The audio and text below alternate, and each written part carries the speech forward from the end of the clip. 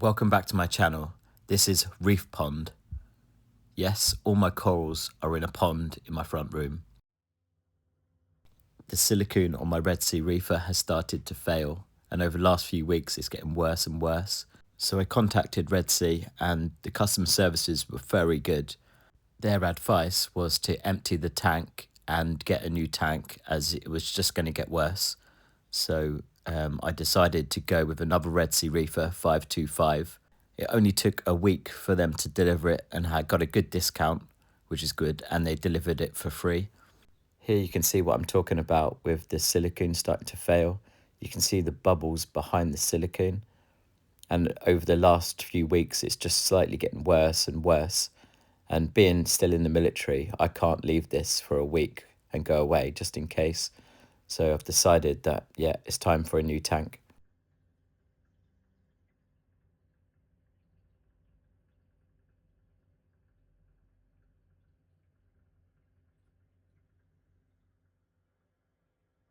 The tank is arriving today, so I'm going to do a tank transfer. I brought this pond from my local aquatic centre.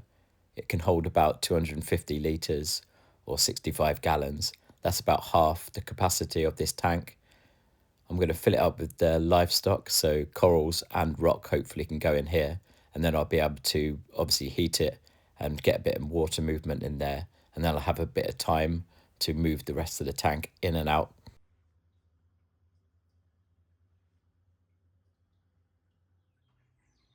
And the new tank has arrived. The guy was really helpful. He managed to get it into my back garden. It's the same tank as I had before. It's a Red Sea Reefer 525, and it's the Gen 2 version. This version is slightly wider than the Gen 1, which is going to be even better for the aquascaping. I love the Red Sea Reefer, apart from obviously the seals going on the last one. It's a perfect size, and it's big enough for acros, but it's small enough that two people can lift and move around. The cabinet was very easy to build. The instructions are really good. It took me about 2 hours to put together. A last look at the tank before I start pulling it apart. I'm just waiting for the lads to turn up to help me move the new tank onto the cabinet I've just built. Cheers, guys. That was perfect timing. As soon as I finished building the stand, the lads had arrived to help me lift the new tank onto the cabinet. This is 4 hours in now. I've started with the sump first. I've started emptying the water from the sump into the pond, and now I'm going to move the livestock. I'm going to start with the corals. The pond has got a heater and a wave maker in there, so it's ready for the corals, and hopefully this will keep them going for a while. Yeah, there's no turning back now. Now I've started, I want to get it done. I actually really enjoyed this part of the tank transfer. It was nice to see the corals from the top down. It'd be brilliant to have an actual pond like this. The pond wasn't as big as I thought. Once I started putting the corals in there, I realised I wasn't going to get all the rock in there as well. So this gave me a bit of dilemma. I had to obviously change my plan, and I'll show you later in the video, but I had to fill up the tank and put the rocks in there with a heater and a wave maker just to keep them alive as well. Because if I left them in buckets underneath the pond, then in the morning I'd lose so much of the life. That's the thing with a tank transfer. It is really a race against time. If you can do it as quickly as you can, then you're not going to cause as much death, and it's not going to be as bad as if you leave it for a few days, especially if you put something in buckets with no heaters and no wave maker. Everything in there it would just eat away the oxygen and the bacteria and things like that, and it would just be a nightmare.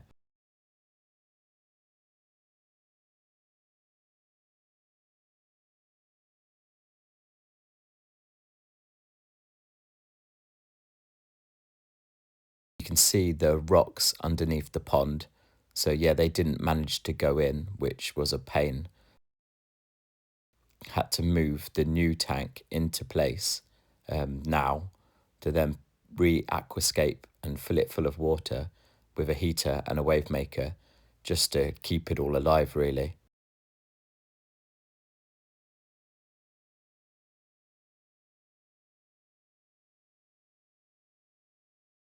Two of us managed to slide this into place. As all the weights on those little legs, they managed to slide on the hard floor. The corals seem happy in the pond. The fish are starting to swim around. But I'm not finished yet. I have to move the rocks into the new aquarium with some of the water just so I can keep them alive, basically. I'll put a heater in there and a wave maker. This is me finally done on the first day. So yeah, the rocks are into the new aquarium with some water. It's up to temperature, 25 degrees. The corals seem happy in the pond. So I'm going to leave it like this for the night and get my head down. Absolutely knackered. But, you know, I've done a lot and more than happy with where I am now.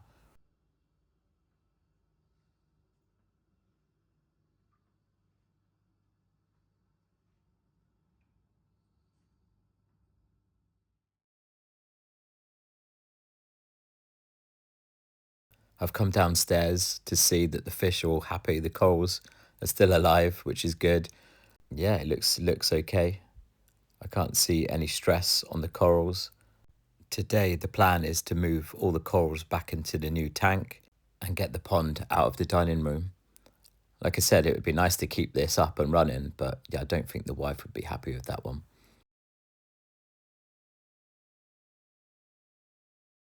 The fish seem very happy. They're swimming around.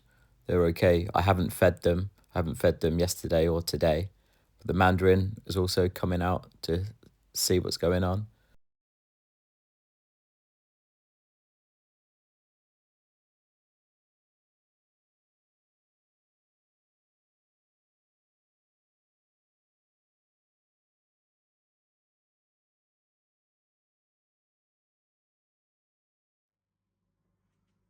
I just need to put the plumbing in. I didn't do the plumbing yesterday. I only filled up the water about halfway, just so it obviously didn't go over the overflow. So yeah, plumbing in, and I'll quickly do a leak test. I'm just going to pour some RODI water over the baffle and see if it's all tight and there's no leaks.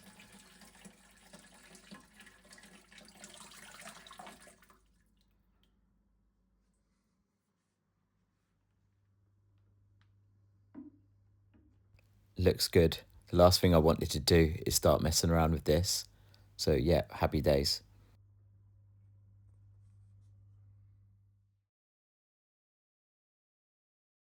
Now I have the rocks in the tank, it's time to move all my corals. I'm going to try and put them in the same sort of places, but we'll see. Hopefully they will fit together quite nicely.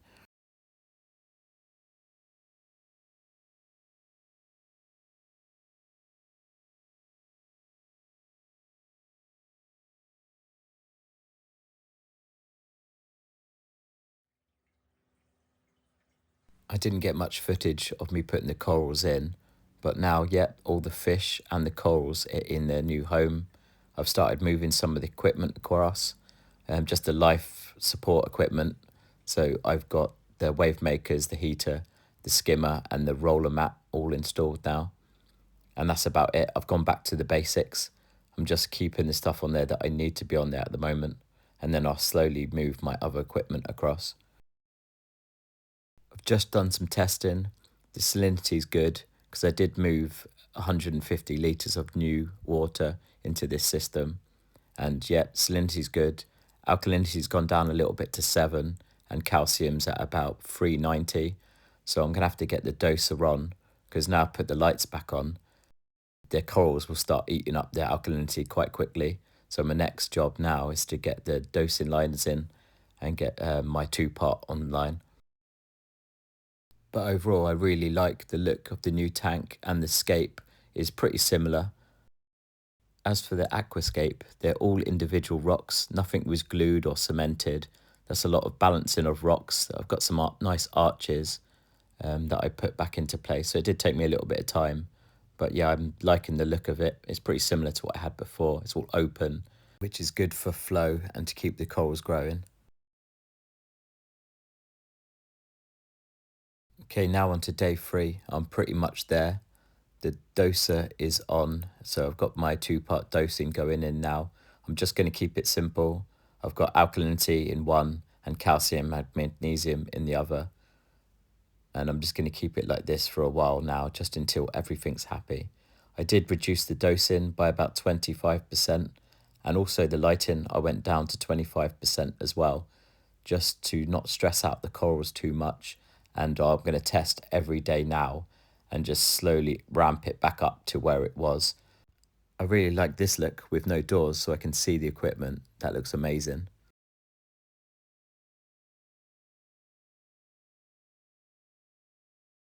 So everything looks okay. The corals look good. They've still got all their nice colour. Nothing's bleached. I'm really happy with how this has gone. And, yes, fingers crossed so far. But with acros, it could look all good now. And then in 2 weeks, you'll see the effect of it. But yeah, I'll carry on doing these videos just so you can see how it will look in 2 weeks' time and see if this actually worked or not.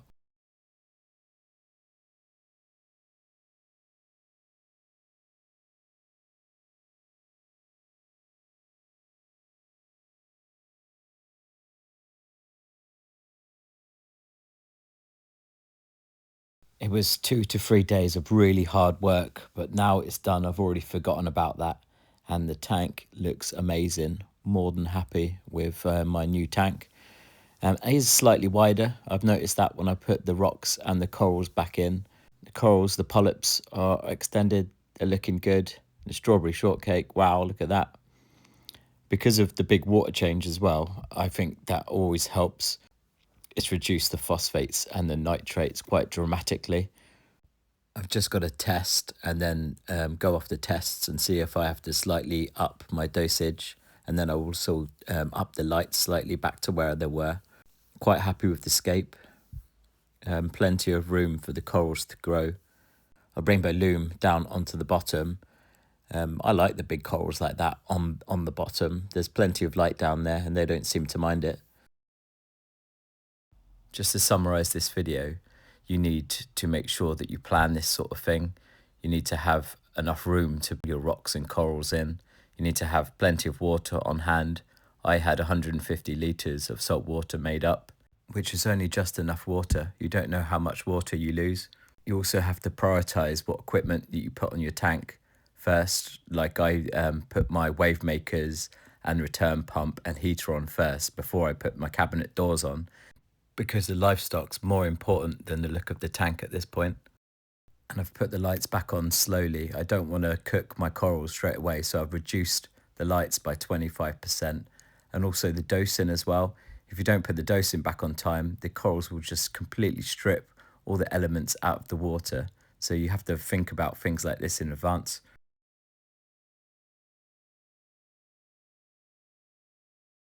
And that's it for this video. Thank you very much for watching, and I'll see you on the next one.